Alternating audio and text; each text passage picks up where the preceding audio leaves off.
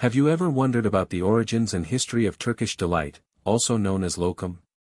Today we're diving deep into this traditional sweet treat from Turkey.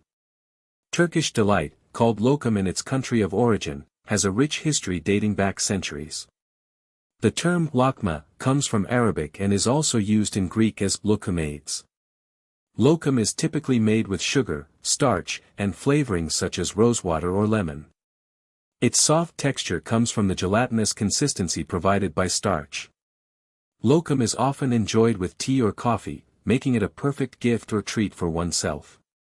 Its popularity extends beyond Turkey, being known worldwide as Turkish delight. Lokum is available in various flavors and can be found in many traditional markets across Istanbul and Anatolia. Its versatility has made it a staple of Turkish cuisine. Lokum is not just a dessert but also an essential part of Turkish culture, often given as gifts and enjoyed during social gatherings. It's a must-try sweet treat for visitors to Turkey.